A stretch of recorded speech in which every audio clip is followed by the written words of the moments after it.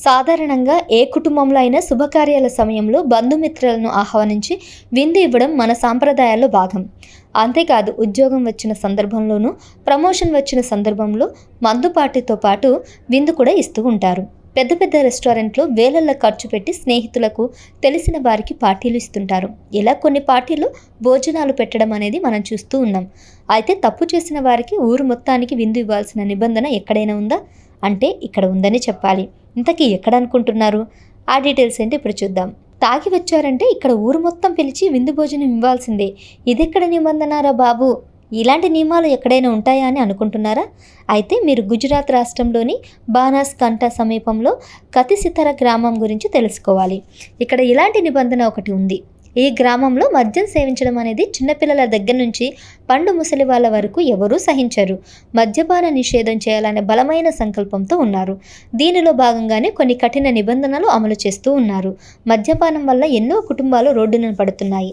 వారికి సంబంధించి పెద్ద దిక్కు లేకుండా చాలామంది కోల్పోతున్నారు. కుటుంబాలు రోడ్డున పడుతున్నాయి. తాగుడుకు బానిసలై అనేక మంది ప్రాణాలు కోల్పోతున్నారు. దీనివల్ల కుటుంబ పెద్దనే నమ్ముకున్న కుటుంబ సభ్యులు ఆర్థికంగా కష్టాలు కూరుకుపోతున్నారు. ఈ పరిణామం గ్రామ పెద్దలను తీవ్రంగా ప్రభావితం చేసింది. కొన్ని ఘటనలు వారిని ఎంతో కలిచివేశాయి. దీనిలో భాగంగానే వారు మద్యం తాగడం పూర్తిగా నివారించేందుకు వారు వినూత్నమైన నిర్ణయం తీసుకున్నారు. ఈ గ్రామంలో ఎవరైనా మద్యం సేవిస్తే ఊరు వారందరినీ ఆహ్వానించి మటన్తో భోజనం ఏర్పాటు చేయాల్సిందే. దాదాపు 2,000 మంది ఉండే ఈ గ్రామంలో ఒకసారి విందు పెట్టాలంటే కనీసం 25,000 రూపాయల వరకు ఖర్చు అవుతుంది. ఇంత ఖర్చును భరించలేక చాలామంది గ్రామస్తులు మద్యం పూర్తిగా మానేశారు. ఈ మార్పు వారికి ఎంతగానో నచ్చింది. దీన్నే వాళ్ళు అమలు చేసుకుంటూ వస్తున్నారు. ఒకప్పుడు వందల మంది మద్యం సేవించే గ్రామంలో ఇప్పుడు కేవలం 10 మందికి మించని వారు మాత్రమే మద్యం తాగుతున్నట్లు గణాంకాలు చెబుతున్నాయి. కతిసితార గ్రామంతో పాటు సమీపంలోని మోతిపూర గ్రామంలో కూడా మద్యం సేవించడంపై కఠిన నియమాలు అమలు చేస్తున్నారు.